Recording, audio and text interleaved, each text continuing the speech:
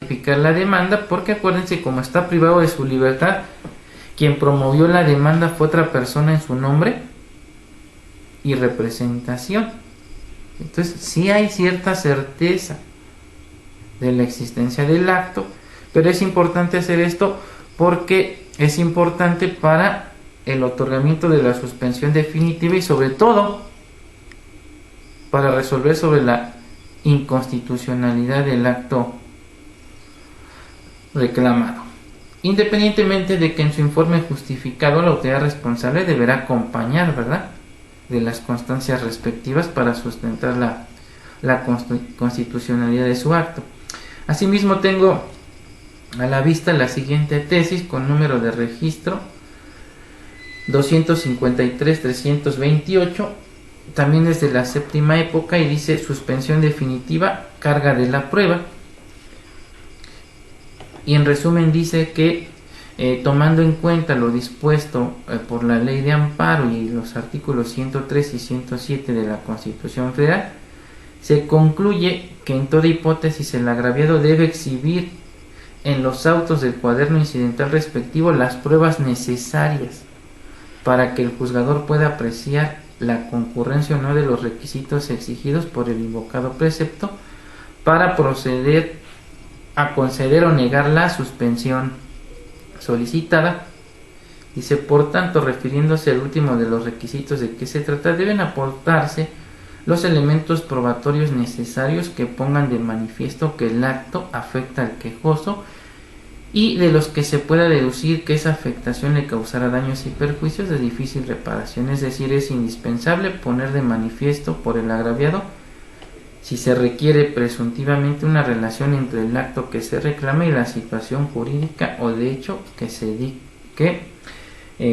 dice tener. Entonces, en conclusión, siempre debemos acompañar a nuestra demanda con los elementos probatorios correspondientes para acreditar la existencia del acto reclamado. Ahora, esa es la regla general. Como todo, existen sus excepciones. ¿Y cuál es la excepción? La suplencia de la queja, ¿sí? En este sentido, existe la tesis con número de registro 2022-581, es de la décima época y tiene por rubro el siguiente: suplencia de la queja deficiente a favor de menores de edad. Dice: si la autoridad responsable niega el acto reclamado y se aportan indicios sobre su existencia, aquella procede para que el juez de distrito recabe de oficio pruebas tendientes a desvirtuar esa negativa y despliegue una postura activa en su recepción y desahogo. ¿Sí? Pero entonces estamos hablando de una excepción donde puede operar la suplencia de la queja aun y cuando la autoridad responsable haya negado la existencia del acto reclamado, y opera entonces el principio de oficiosidad de la prueba. Es decir, el órgano jurisdiccional de oficio debe recabar las pruebas.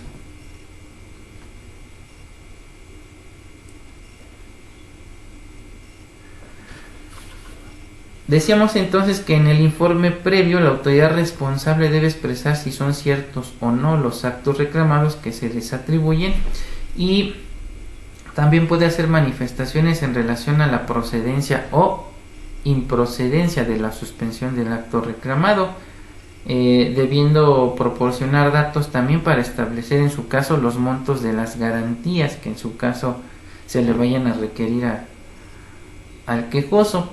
Y las partes podrán objetar el contenido del informe previo en la audiencia incidental. Y eso, bueno, los que ya tomaron el curso de incidentes ya saben que se debe aperturar un incidente para resolver sobre dicha situación. Ahora, la falta de informe previo hará presumir de cierto los actos reclamados, pero insisto, solo para el efecto de la suspensión definitiva, porque quien tiene que demostrar si el acto violenta o no derechos humanos es el quejoso y no la autoridad responsable, ¿sí? Bueno, aclarado lo anterior, entonces vamos a ver cómo se elabora entonces el escrito mediante el cual se rinde un informe previo, obviamente tomando como referencia nuevamente a la teoría general del proceso. Entonces esto empieza, ya saben, con el rubro, ¿sí? En el rubro obviamente deben obrar los nombres de las partes, en este caso el nombre del quejoso, el nombre de la autoridad responsable. En este caso es un informe que yo rendí en su momento como juez cívico. Entonces dice: juez cívico de la Coordinación Territorial de Seguridad Pública y Procuración de Justicia, CUH2, en la Alcaldía Cuauhtémoc de la Ciudad de México, y director del Centro de Sanciones Administrativas de la Ciudad de México. Son las autoridades responsables o las que señalaron en su demanda los quejosos. Obviamente ya tiene que estar precisado el número del juicio de amparo, ¿verdad? Entonces dice: juicio de amparo número tal, ¿no? En este caso la materia: amparo indirecto en materia administrativa contra actos, omisiones o resoluciones provenientes de un procedimiento administrativo seguido en forma de juicio. O sea, actos administrativos lato sensu, ¿sí? O sea, procedimientos administrativos seguidos en forma de juicio, que insisto, no debemos confundirlo con los actos materialmente administrativos. ¿Qué viene? El nombre de la autoridad, ya sabemos quién es porque fue la que nos notificó. En este caso fue el juez 16º de distrito en materia administrativa en la Ciudad de México. Luego viene el proemio. Aquí obviamente viene el nombre de la autoridad responsable, ¿verdad? El cargo, su domicilio para oír recibir notificaciones. Entonces, ¿cómo se desarrolla? Obviamente el nombre del funcionario en su calidad de juez cívico del segundo turno en la Coordinación Territorial de Seguridad Pública y Procuración de Justicia Cuauhtémoc 2 en la Alcaldía Cuauhtémoc de la Ciudad de México, por propio derecho, y en mi carácter de autoridad responsable en el juicio que al rubro se cita, señalando como domicilio y para recibir toda clase de notificaciones el ubicado en las calles de Aldama y Mina, sin número, en la colonia Buenavista de la Delegación Cuauhtémoc de la Ciudad de México, entre paréntesis, instalaciones del Juzgado Cívico CUH02. Ante usted atentamente comparezco para exponer lo siguiente: que por medio del presente curso y con fundamento en lo dispuesto en el artículo 138, fracción tercera y 140 de la Ley de Amparo, vengo en tiempo y forma a rendir informe previo en el juicio de amparo que al rubro se cita y que le fue requerido a la autoridad responsable mediante proveído de fecha tal en el siguiente sentido. Posteriormente viene lo que sería la expresión de la autoridad responsable en el sentido de si es cierto o no el acto reclamado y en su caso las razones por las que se estima pertinente o no la procedencia o improcedencia de la suspensión del acto reclamado y lo relativo a las causales de improcedencia y sobreseimiento del juicio. Entonces, ¿cómo se desahoga entonces? De la siguiente manera. Dice: es cierto parcialmente el acto que reclama el ahora quejoso, ya que la responsable le impuso como sanción administrativa un arresto inconmutable de 20 y no de 36 horas como refiere el impetrante, toda vez que el día tal el ahora quejoso fue puesto a disposición de esta autoridad administrativa mediante el informe policial homologado en materia de justicia cívica por los elementos de la Secretaría de Seguridad Ciudadana de la Ciudad de México, de nombres, el nombre de los policías con número de placa, a bordo de la unidad número tal de la Secretaría de Seguridad Ciudadana de la Ciudad de México por la presunta infracción de conducir un vehículo automotor de la marca Chevrolet Chevy modelo 2010 color vino con placas de circulación 569 VHK de la Ciudad de México con un grado de alcohol en aire expirado de 0.57 miligramos sobre litros, cantidad que rebasa el límite de alcohol en aire expirado permitido por el Reglamento de Tránsito Metropolitano de la Ciudad de México, razón por la que ante la probable comisión de una infracción que es de la exclusiva competencia de esta autoridad administrativa en términos de lo dispuesto por el artículo 21, párrafo cuarto, quinto, sexto y noveno de la Constitución Política de los Estados Unidos Mexicanos, así como 115, fracción segunda y cuarta de la Ley de Cultura Cívica de la Ciudad de México, y primero y sexto del reglamento de la Ley de Cultura Cívica de la Ciudad de México, la misma se declaró competente para conocer del asunto, por lo que radicó el mismo aperturando el procedimiento administrativo número tal, por lo que de inmediato acordó la legal retención y sujeción a procedimiento administrativo del presunto infractor de nombre tal en términos de lo dispuesto por los artículos 48 párrafo primero, 64, 65, 69, 115 fracciones 1, 2 y 4 de la Ley de Cultura Cívica de la Ciudad de México, así como 149 del Código Nacional de Procedimientos Penales, utilizado en forma supletoria para efectos del procedimiento de justicia cívica, según lo dispuesto por el artículo 50 de la Ley de Cultura Cívica de la Ciudad de México. Ahora, esto es lo que en estricto sentido deberían informar, todavía falta, pero es un paréntesis.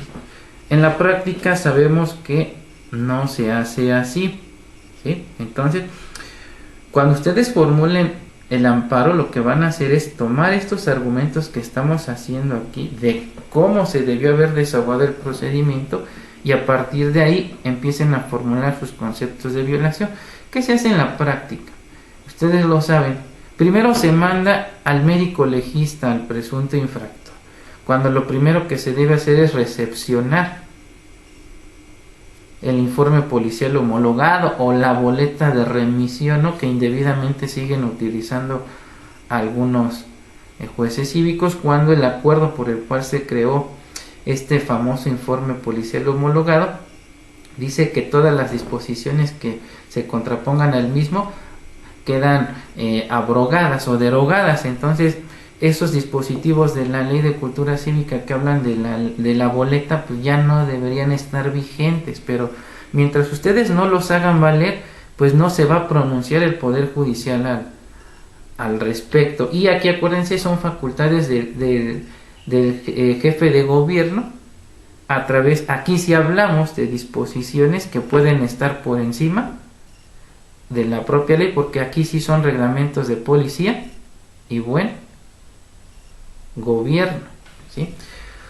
Ahora, claro, eso lo tendrá que vislumbrar la Corte, pero nosotros tenemos que ir formulando ya nuestros conceptos de violación en ese sentido. Dice: en concordancia con lo anterior, previa a la sustanciación de un procedimiento administrativo seguido en forma de juicio, donde se observaron todas y cada una de las formalidades a que hace referencia el artículo 67 de la Ley de Cultura Cívica de la Ciudad de México, el C fue declarado administrativamente responsable de la conducta que le fue atribuida, ya que una vez que fue abierta la audiencia de ley reconoció expresamente, así como de manera libre y espontánea, haber incurrido en la comisión de la falta que se le atribuyó, esto en presencia de su defensor, el defensor público, el licenciado Pedro Pérez de Hilario, quien en términos de ley protestó y aceptó el cargo conferido, por lo que en términos de lo dispuesto por el artículo 54 de la Ley de Cultura Cívica de la Ciudad de México y 27 de su respectivo reglamento,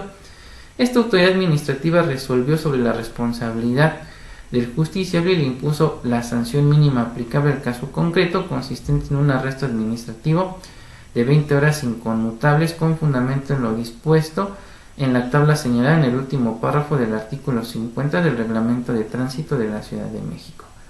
En virtud de lo hasta ahora expuesto, esta autoridad administrativa niega en forma categórica las presuntas violaciones a los derechos humanos a que hace referencia el quejoso mediante su demanda de amparo, por lo que en su momento procesal oportuno deberá negarse el amparo y protección de la justicia federal, ya que contrario a lo que éste aduce en su demanda de amparo, el mismo fue oído y vencido dentro de un procedimiento administrativo seguido en forma de juicio, donde se le respetaron todas y cada una de las formalidades esenciales del procedimiento. ¿Sí? Bueno, esto entonces es la argumentación que hace la autoridad responsable, donde acepta o niega la existencia del acto reclamado. En el caso particular dice que es cierto parcialmente, porque el quejoso aducía que se le habían impuesto 36 horas de arresto cuando en realidad solo fueron 20 horas, esto en virtud de que una vez que se declaró abierta la audiencia en presencia de su abogado defensor, aceptó haber incurrido en la comisión de la conducta que se le atribuía, y de acuerdo a lo que precisa la Ley de Cultura Cívica, en el caso concreto su artículo 54, se le debe imponer la sanción mínima aplicable al caso concreto, en este caso un arresto de 20 horas inconmutables. Ahora, ¿qué más? Viene el apartado de puntos petitorios. Y dice lo siguiente: por último, es importante precisar que en el presente caso no se actualiza ninguna causal de improcedencia del juicio de amparo, así como tampoco se desprende del mismo que se presente una causa para negarle la suspensión definitiva del acto reclamado, pues en términos de lo dispuesto por el artículo 164, párrafo segundo de la Ley de Amparo, la suspensión del acto reclamado cuando se trate de actos que impliquen la detención del quejoso por autoridades administrativas distintas al Ministerio Público y no se trate de la comisión de delitos, dicha suspensión tendrá por efecto que el quejoso sea puesto en libertad, es decir, una suspensión con efectos materiales, ¿verdad? Esto no lo dice el artículo 164, entonces no hay elementos como para que la autoridad pueda sustentar que debe negársele la suspensión. Entonces se manifiesta que no existe razones para dicha situación. Dice: en virtud de lo anteriormente expuesto y fundado, a este 16º Juzgado de Distrito en materia administrativa atentamente pido se sirva, primero, tenerme por rendido en tiempo y forma el presente informe previo solicitado por su señoría. Segundo, tener por señalado el domicilio indicado para oír recibir notificaciones. Y tercero, previo los trámites de ley, negar el amparo y protección de la justicia federal por las consideraciones de hecho y derecho que se hacen valer en el cuerpo del presente informe previo. El formulismo ya lo conocen: protesto lo necesario, Ciudad de México, a tales días, licenciado fulano de tal, juez cívico del segundo turno en la Coordinación Territorial Ciudad Pública y Procuración de Justicia, Cuauhtémoc 2, en la Alcaldía Cuauhtémoc de la Ciudad de México. Entonces, esta es la forma en cómo debe redactarse un informe previo. Si ven, solamente se limitó a señalar si es cierto o no, cuál es el motivo por el que llegó la persona a ser remitida ante dicha autoridad, la sanción que se le impuso, pero no se ahonda, ¿verdad?, en relación a la inconstitucionalidad o inconstitucionalidad del acto, porque no es el momento oportuno. ¿Dónde se va a hacer eso? En el informe justificado. ¿Sí? ¿Alguien quiere comentar algo? Yo. Sí, aunque no. Yo. Adelante. Este informe previo tiene que venir firmado necesariamente por el titular. Bueno, existe lo que es el régimen de suplencia, pero habrá que ver si en su momento están facultados o no. Por eso es importante analizar el organigrama y las facultades de algunas, porque a veces lo rinde una persona que no está facultada para suplir al funcionario, y por ahí tú puedes combatir esa situación, porque en tales casos se tendrá por no presentado. Sí, otra pregunta. ¿Qué pasa cuando ellos dicen que es cierto pero parcialmente el acto reclamado? Pues obviamente lo tendrá que valorar en su caso el órgano jurisdiccional. En este caso ellos dicen es cierto parcialmente porque el quejoso aducía que se le había impuesto un arresto de 36 horas cuando en realidad tan solo fueron 20. Pero tiene que ver muchas veces porque quien hace la demanda, uno, no son expertos en derecho, normalmente son los coyotes o pseudoabogados que están afuera de las instalaciones del juzgado. Es una demanda de machote, literal. O sea, son copia de la copia, lo llenan ahí con pluma. Esto es una demanda muy deficiente, entonces pues ya no se toma ni la molestia de revisar cuál es la sanción y se va. Entonces la autoridad obviamente al momento de contestar el informe tendrá que aclarar esa situación. Por eso es que dice sí es cierto pero parcialmente, o sea, sí fue presentado, sí se le sancionó, pero no con 36 sino tan solo con 20 horas.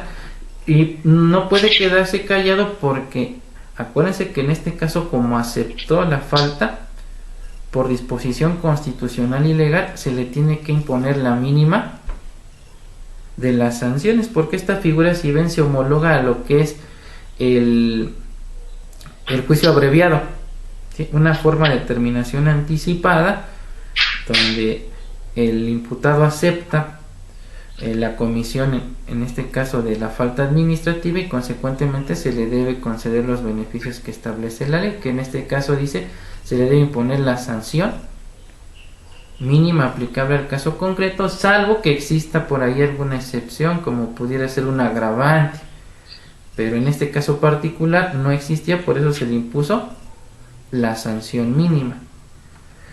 Y otra pregunta, Ajá. ¿a la autoridad responsable le afecta en algo cuando los actos son ciertos o cuando no son ciertos, o realmente a ellos no les afecta en nada?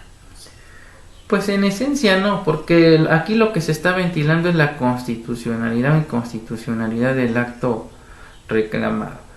Posiblemente le pudiera afectar si se extralimitó en sus funciones y en este caso el particular no solamente quiere que se le otorgue el amparo y protección, sino acreditarle la comisión de una falta administrativa, ya hablando de la Ley General de Responsabilidades Administrativas, y presentar su denuncia ante el órgano de control interno o en la Comisión de Derechos Humanos o en la propia Fiscalía de Servidores Públicos. Ahí sí pudiera tener implicaciones en otras ramas del derecho, pero aquí acuérdense, la litis principal es si se le vulneraron o no sus derechos humanos, y en caso de que sí, se le otorgue o se le niegue el amparo y protección de la justicia federal. Ya lo demás tendrá que resolverse ante otras instancias.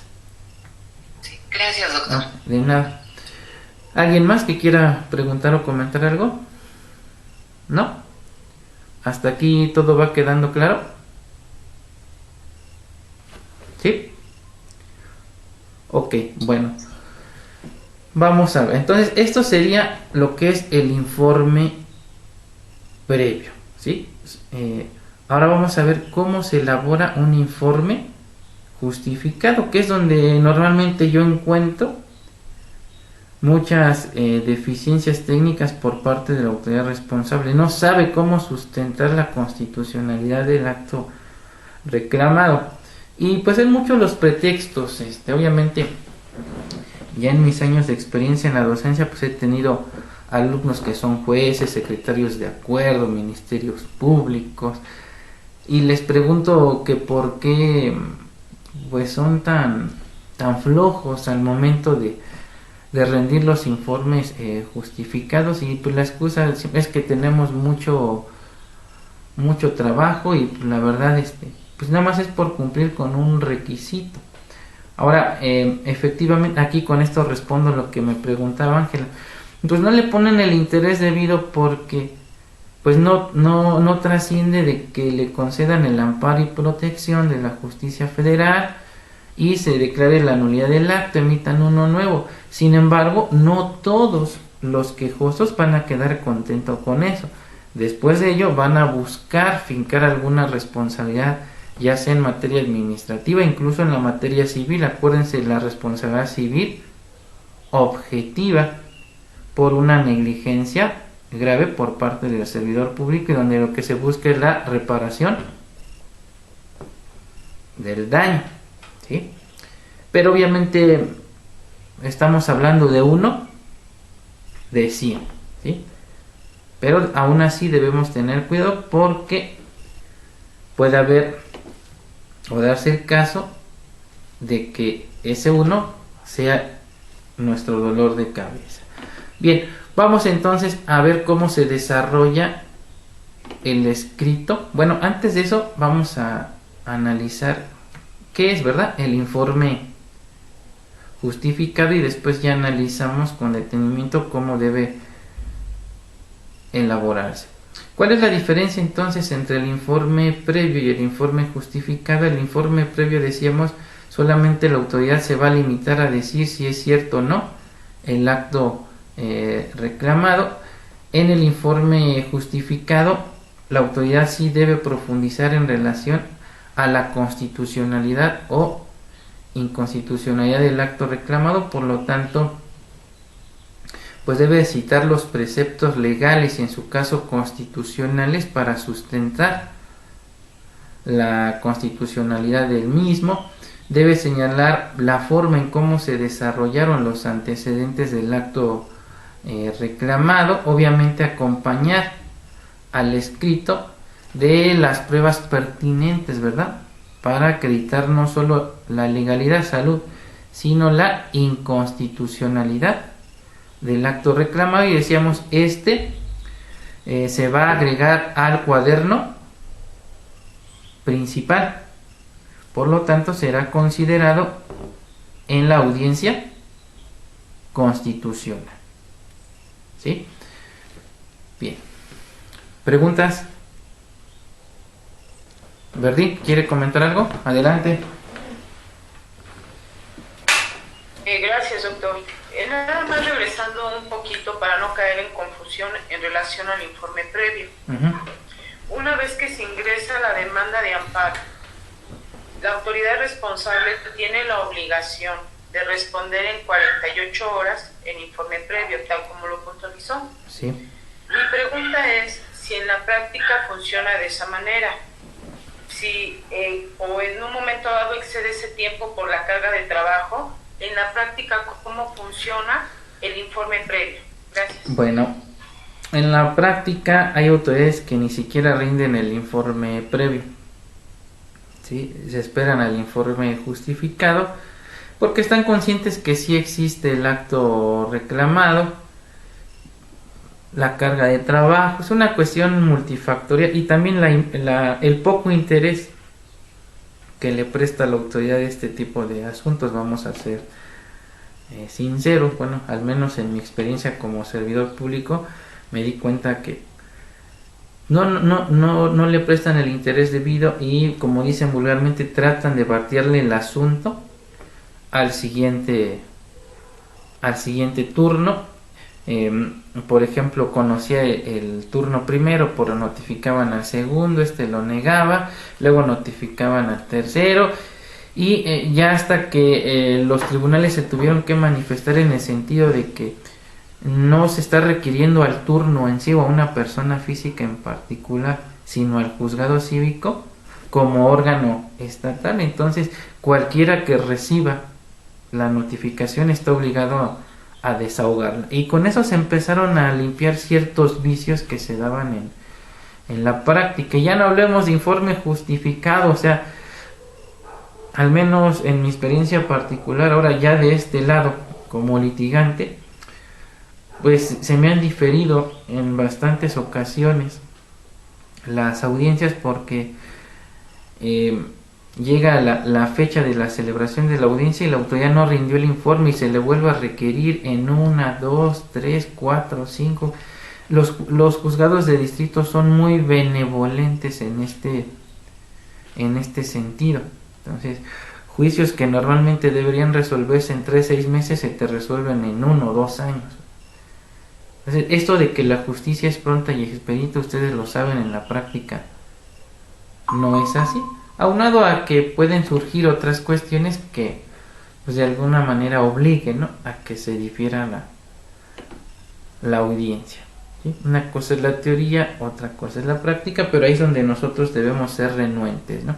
Ya lo requeriste, entonces ahora te solicito le hagas efectivo el apercibimiento. Es que no le hice apercibimiento. Entonces vuélveselo a requerir y apercíbelo con fundamento en lo dispuesto en tal artículo, para que en caso de que sea omisa le imponga. Entonces ya le requirió, ahora sí, a ver, su señoría, ya lo requeriste por segunda, tercera ocasión, es omiso, imponle la sanción respectiva, pero es obligación del litigante ahí estar insistiendo, ¿sí? Bien, bueno, ahora sí, vamos entonces a la elaboración del informe justificado. Igual partimos de la teoría general del proceso. El primer elemento que lleva es el rubro, ya lo saben, aquí se debe nombrar a las partes. Obviamente viene el nombre del quejoso, el nombre de la autoridad responsable. Sigo tomando como base, es un amparo contra una orden contra el arresto impuesto con motivo del programa Conduce Sin Alcohol. En este caso la autoridad responsable es la persona juzgadora adscrita al juzgado cívico de la Coordinación Territorial de Seguridad Pública y Procuración de Justicia, Cuauhtémoc II, de la Alcaldía Cuauhtémoc de la Ciudad de México, y el director del Centro de Sanciones Administrativas de la Ciudad de México. El juicio de amparo, número tal. El tipo de amparo: amparo indirecto en materia administrativa contra actos, omisiones o resoluciones provenientes de un procedimiento administrativo seguido en forma de juicio. La autoridad competente para conocer del mismo es el juez 16º de distrito en materia administrativa de la Ciudad de México. Y vamos entonces ahora con el proemio, ¿sí? Ya lo saben, el nombre del servidor público, persona juzgadora adscrita. Acuérdense que ahora se reformaron muchas leyes y ahora quieren que le digas ya no juez, persona. Es la persona juzgadora adscrita al juzgado cívico, adscrito a la Coordinación Territorial de Seguridad Pública y Procuración de Justicia, Cuauhtémoc II, en la Alcaldía Cuauhtémoc de la Ciudad de México. Por propio derecho, en su carácter de autoridad responsable dentro del juicio que al rubro se cita, señalando como domicilio poder recibir toda clase de notificaciones, el ubicado en igual calle de Aldama y Minas, sin número, en la colonia Guerrero de la Alcaldía Cuauhtémoc en la Ciudad de México, entre paréntesis, instalaciones del juzgado cívico. Y ante usted comparezco para exponer lo siguiente: que por medio del presente curso y con fundamento en lo dispuesto en los artículos 115, si ven cambian los fundamentos, 115, 116 y 117 de la Ley de Amparo vigente, vengo en tiempo y forma a rendir el informe justificado en el juicio de amparo que al rubro se cita y que le fue requerido a la autoridad responsable mediante proveído de fecha tal, en el siguiente sentido. Viene el siguiente rubro que se llama argumentos de la autoridad responsable para sustentar la constitucionalidad y en su caso convencionalidad del acto reclamado. Dice: es cierto parcialmente que el acto que reclama el ahora quejoso, ya que la responsable le impuso un arresto inconmutable de 20 y no de 36 horas como refiere la impetrante. Sin embargo, esta autoridad niega en forma categórica las presuntas violaciones a los derechos humanos de los que se adolece el quejoso en su demanda de amparo, y para mayor apreciación de esta autoridad jurisdiccional se exponen a continuación los siguientes antecedentes del acto reclamado. Esto vamos a homologarlo a lo que sería la contestación de los hechos, ¿verdad? En la demanda de amparo, en cualquier demanda, por ejemplo en materia civil, laboral, familiar, viene la contestación de la demanda o de los hechos. Aquí, ¿qué estamos contestando? Los antecedentes del acto reclamado.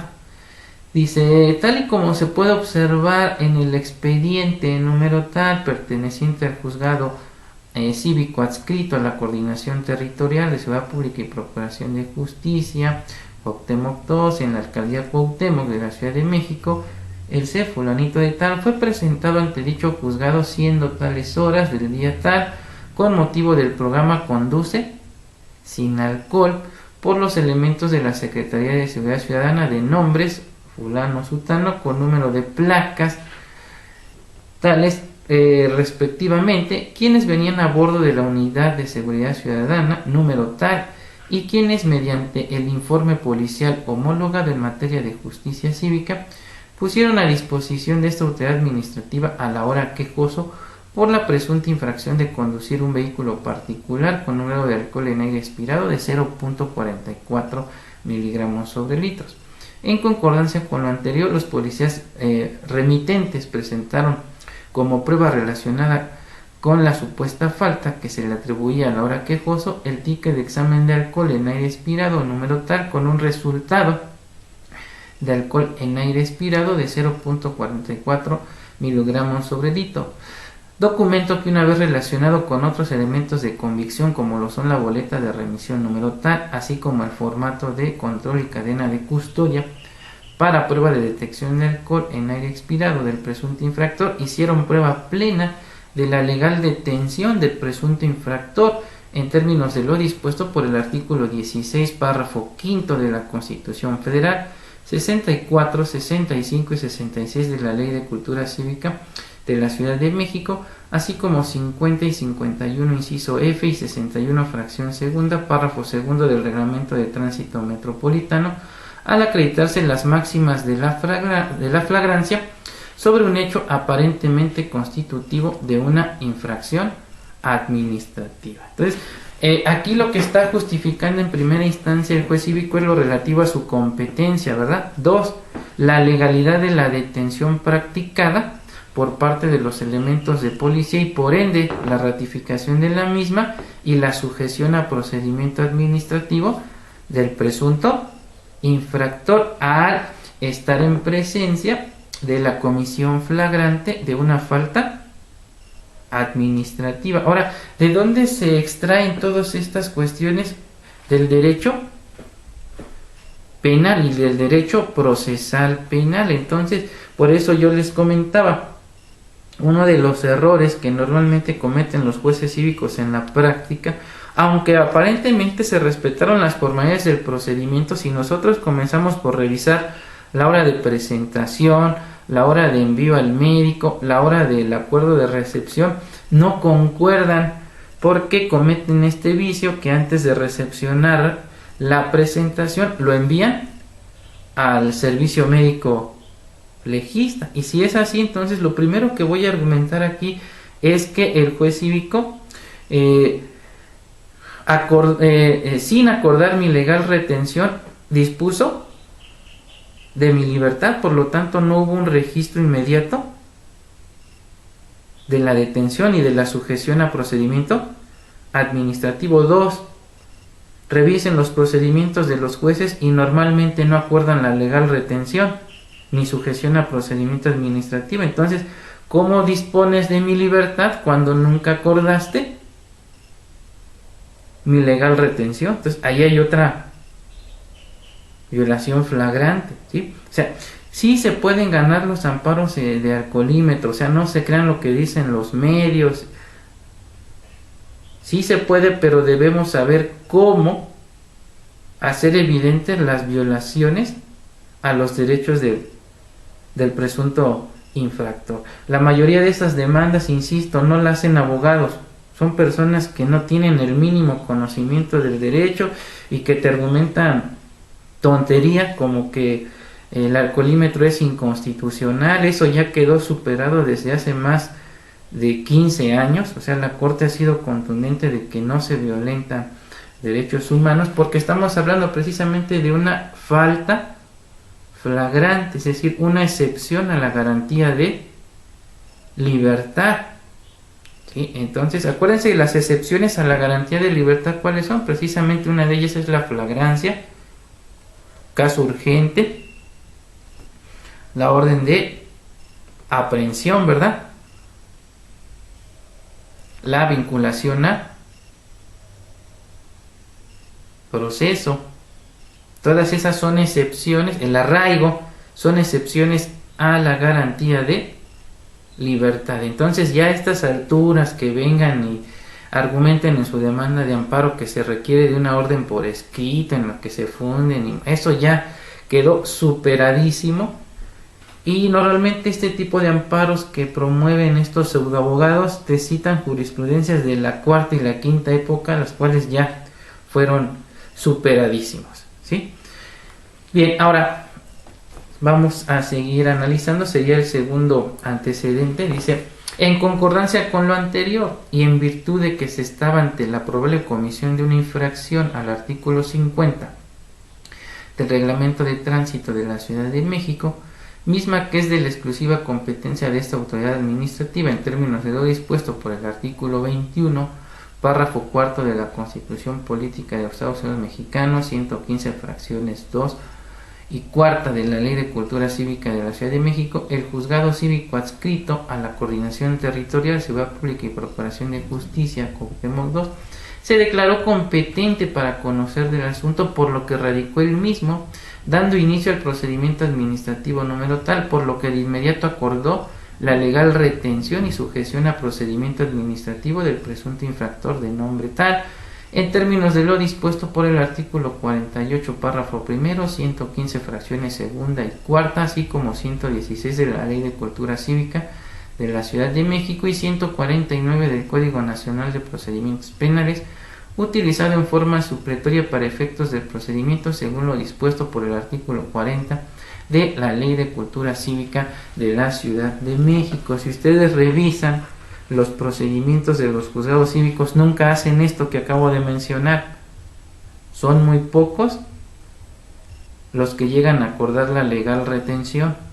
Entonces, si estamos hablando de un procedimiento administrativo donde tienes que calificar sobre la legal o ilegal detención, y ya se acreditó que existe la flagrancia, entonces tienes que ratificar la detención, ¿verdad? Y por lo tanto acordar su legal retención, porque además lo vas a pasar a un área de ¿qué? De seguridad.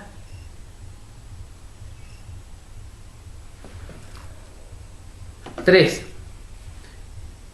Hecho lo anterior, se procedió a dar intervención al médico legista del juzgado para que, en términos de lo dispuesto por el artículo 70 de la Ley de Cultura Cívica de la Ciudad de México, así como 50 párrafos segundo del Reglamento de Tránsito de la Ciudad de México, previo examen médico que se le practicara, se determinara su estado psicofísico, para lo cual esto fue valorado según el certificado médico correspondiente de la siguiente manera: alerta, orientado, con olor a alcohol, deshidratado, palabra disártica, con diálogo coherente y congruente, marcha con puntos de apoyos abiertos, coordinación normal, signo de Romberg negativo, sin huellas de lesiones recientes al exterior, si apto para atender su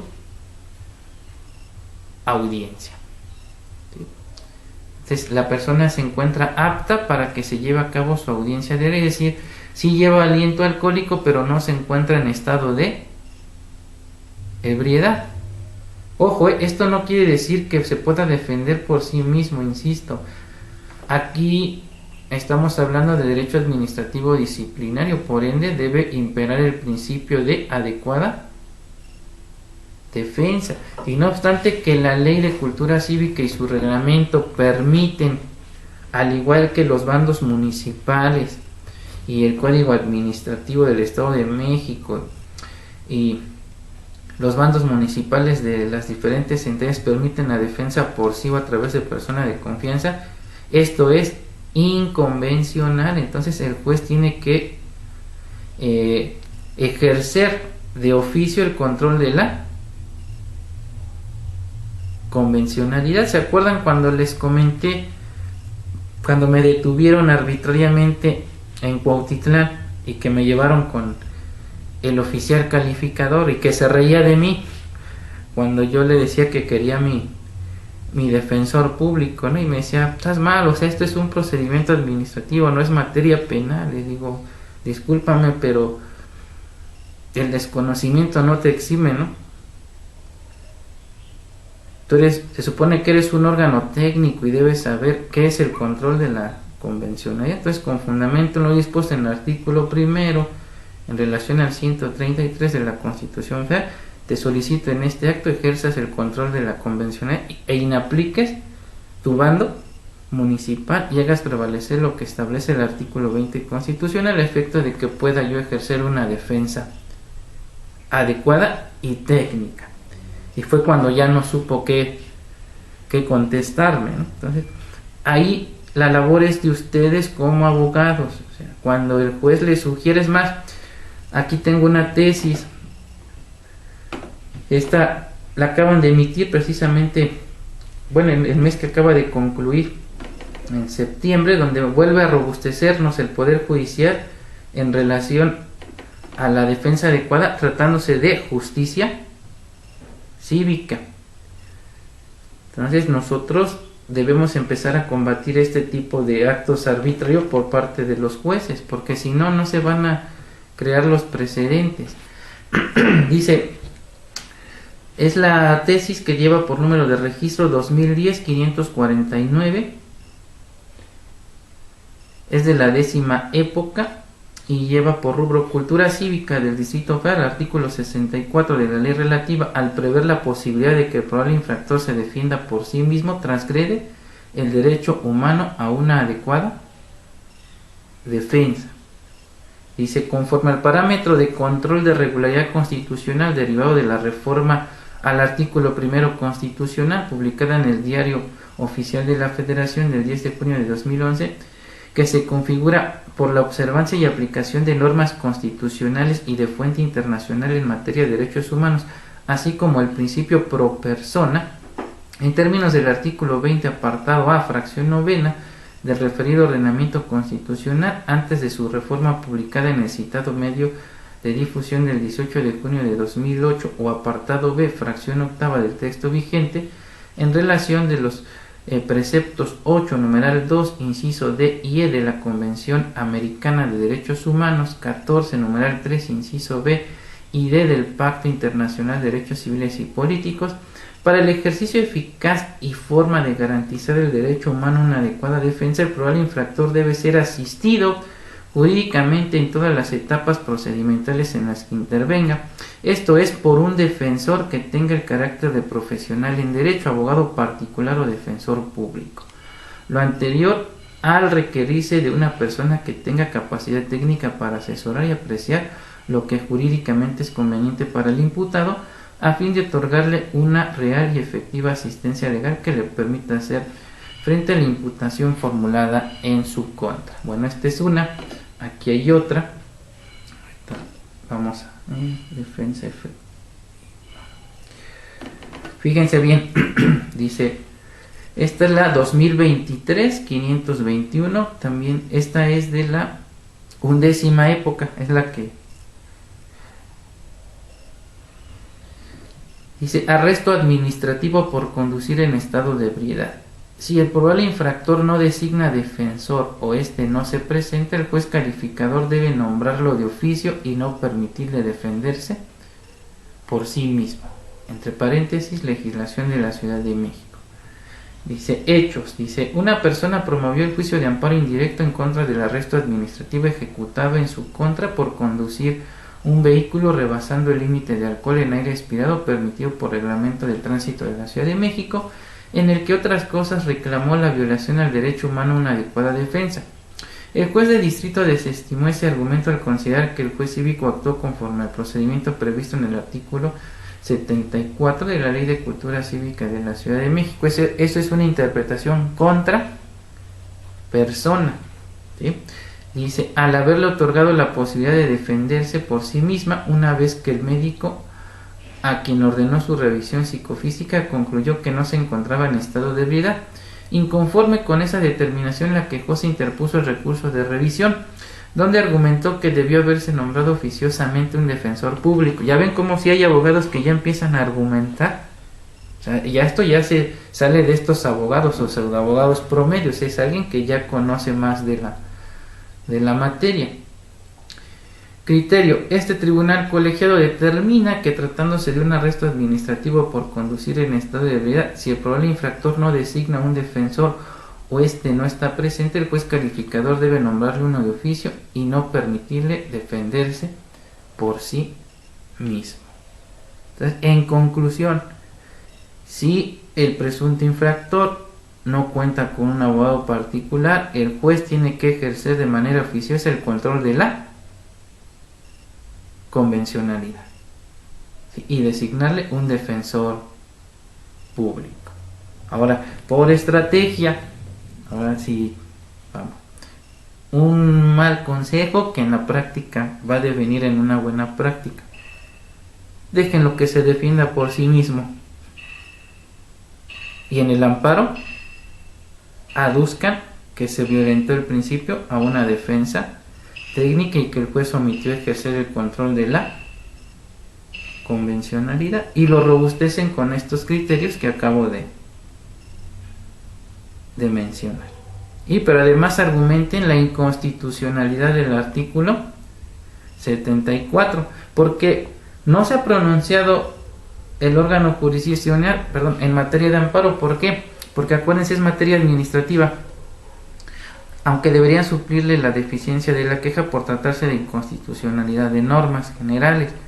Sin embargo, las demandas que formulan no ahondan en este sentido. Entonces ustedes en sus conceptos de violación argumenten, además de que no se ejerció, la inconstitucionalidad del artículo 74 y señalen como autoridad responsable al Congreso de la Ciudad de México, ¿sí?, porque él fue el que expidió la ley de cultura cívica. ¿Preguntas hasta aquí?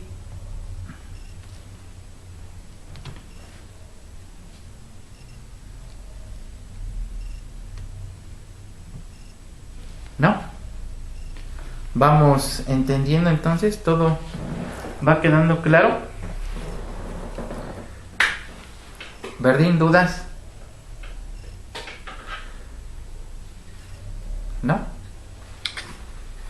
Doctor, gracias. Okay. Me llamó la atención lo que mencionó, que de surgir violaciones hay que hacerlas evidentes. Así es, sí. Sobre todo en la legal detención.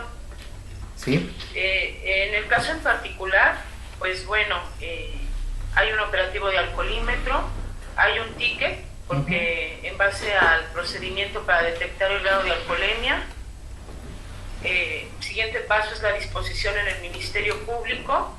Juez, ante el juez. No es ante el MP, ante el juez cívico. Juez cívico, perdón. Es juez cívico por una infracción administrativa. Sí. Gracias por corregirme. Entonces, inmediatamente el juez cívico debe acordar por medio de documentos su legal detención. Correcto. Sí. De no ser así, puedo yo, como patrocinando este asunto, hacer evidente esta violación, pero desde ahí yo debo ser muy, estar atenta, por así decirlo, y al tanto, del procedimiento, porque inmediatamente, y esto aducen usted sobre todo que estuvo colaborando en un juzgado cívico, inmediatamente lo pasan al médico legista, sin tener la orden, porque debe haber una orden para el médico legista que haga esta prueba. Entonces lo pasan inmediatamente. Si es así, no se acordó su legal detención, porque aquí en este informe justificado no solamente estamos viendo la cuestión de inconstitucionalidad o constitucionalidad de normas, sino la cuestión de legalidad. Entonces aquí en esta parte puedo aducir si no existe el acuerdo correspondiente. Así es, sí, incluso si hay una violación constitucional, porque el 16 hace referencia a que debe haber un registro inmediato de la detención, ¿sí?, cosa que no hizo el juzgador.